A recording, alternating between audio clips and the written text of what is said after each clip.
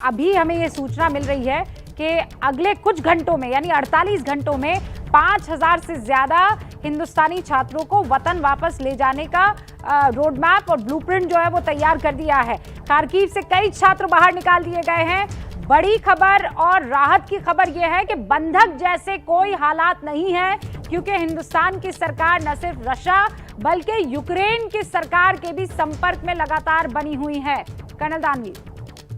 जी हाँ, ये जो बंधक बनाने की खबरें जो चली थी, इसके ऊपर इसमें सिर्फ यही पॉइंट मेरे को समझ में आता है कि जैसे यूक्रेन की तरफ से बोला गया कि वो रशियन इन्वेजन के अंदर ट्रैप हो गए हैं, लेकिन कल बहुत सारे ऑडियोज़ और वीडियोज़ भी आए जिसके अंदर बच्चे ये कह रहे हैं कि हमको यूक्रेनियन पुलिस ने, यूक्रेनियन सैनिकों ने ट्रेन में घुसने नहीं दिया, हमको मारा, हमको धक्का दिया।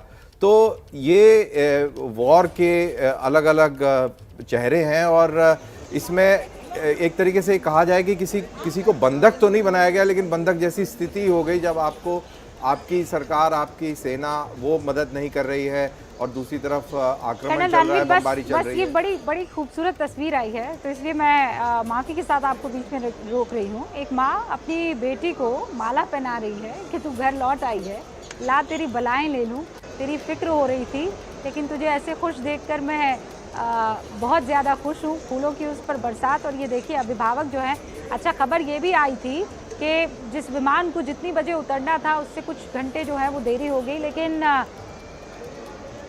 अच्छा है, खबर अच्छी है कि वतन बच्चे लौट रहे हैं।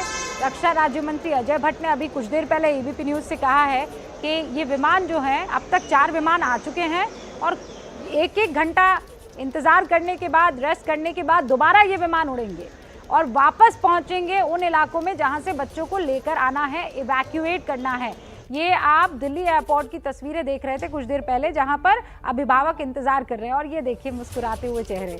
आपकी थकान इन्हीं मुस्कान और इसी मुस्कुराहट भरे चेहरे को देखकर दूर हो जाएगी। बच्चे अपने घर जाने के लिए उत्सुक है।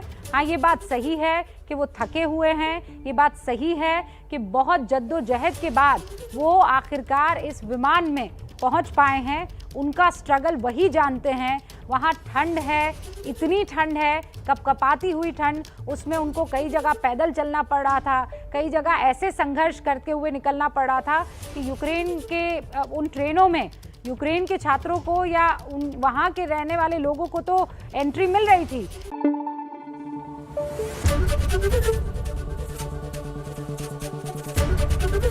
एबीपी न्यूज़ आपको रखे आगे।